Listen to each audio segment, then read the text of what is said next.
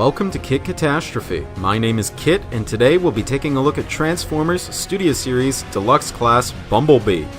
This figure came out in 2018 as part of Wave 3 of the Deluxe assortment, and represents this character's appearance in the 2018 film Bumblebee. Bumblebee goes back to the B6 in his new spin-off film by not turning into a Camaro as he's done since 2007, but by turning into a licensed 1967 Volkswagen Beetle. I am simply in love with this vehicle mode.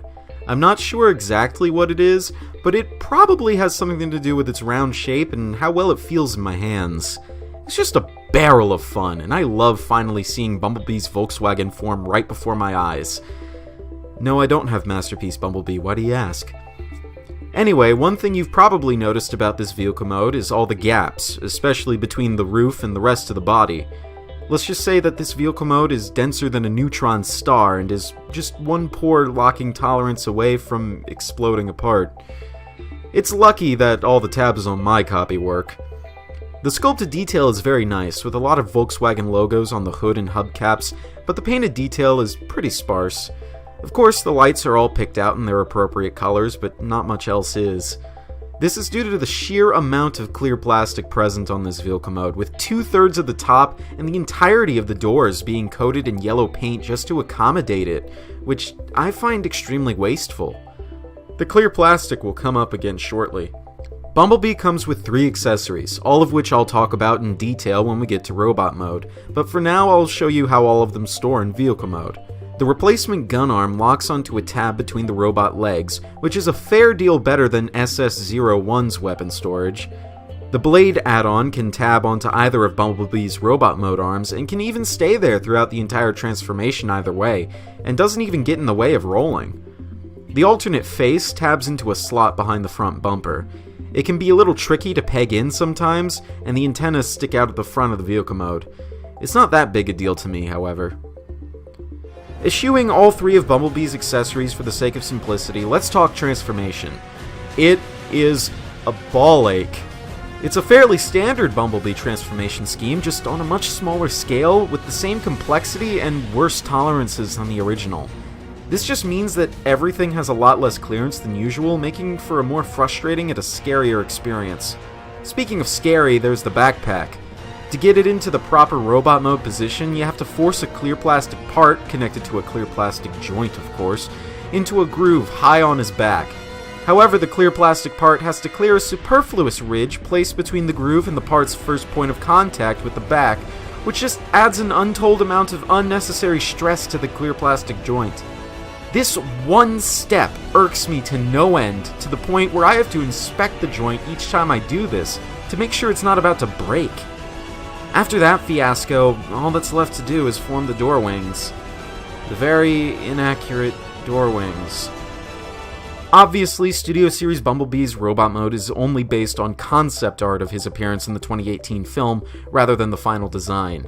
The same goes for the Masterpiece movie figure, both of which have received a lot of criticism for this. And I'm kind of in the same boat.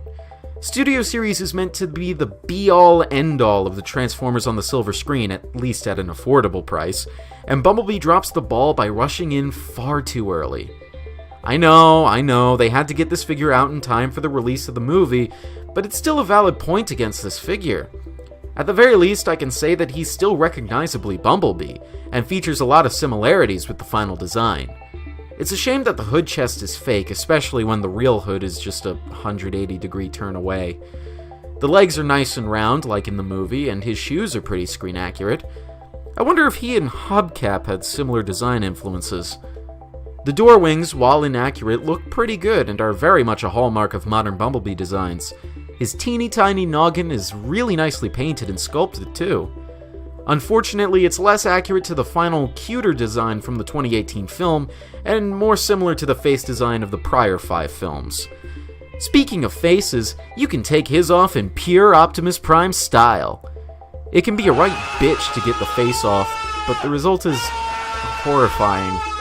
Let's get that battle mask on ASAP. That's better. This face mask looks really good and almost intimidating, although it could do with a few more paint apps. As long as we're ripping Bumblebee apart, his right arm can be replaced with what TF Wiki describes as a Gatling gun, which looks pretty good being waved around. Sadly, it seems a little too small and weedy from a lot of angles, but if you have a problem with that, you can always place his blade weapon on his left arm. For the record, it's also just as possible to place on his regular right arm as well as his cannon replacement. When not in use, the battle mask, or the original face for that matter, can be placed in a slot on either lower wing, and the arm weapons can be placed on 2 tabs on Bumblebee's windshield, which for the life of me I can't figure out how they're supposed to go. I'm not really sold on this.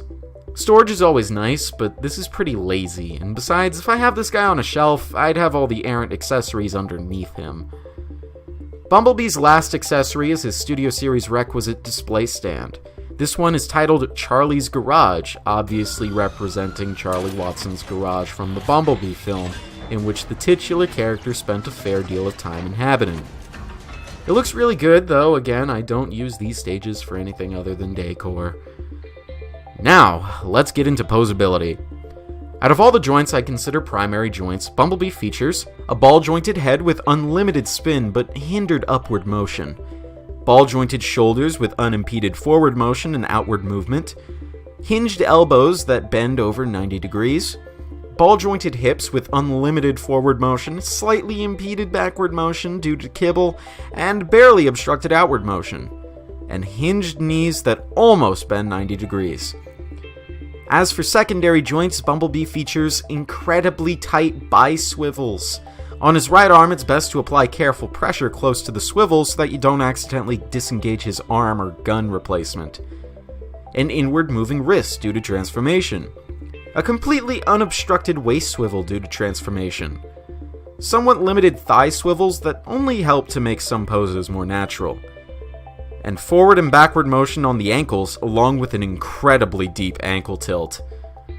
Finally, for tertiary joints, Bumblebee features flapping wings that can either be spread flat or swept back to your preference. Bumblebee's posability meets all of my basic requirements and is above average by my standards, mostly due to the combination of a waist swivel and ankle tilts. However, Bumblebee's large backpack and calf chunks, coupled with his lack of large heels, can make him hard to stand without the use of a display stand in some poses, so do be careful. Studio Series number 18 Bumblebee is a pretty good figure with lots of really fun play features, but I can't recommend him wholesale without the added caveats that his transformation can be very risky to perform in certain spots, his robot mode is inaccurate to the final design, and that his immense backpack can prove balancing him difficult. Still, he is very fun to mess with despite these problems, and I do not regret getting him. Just be careful, okay? This has been Kit Katastrophe. It's time to transform and roll out.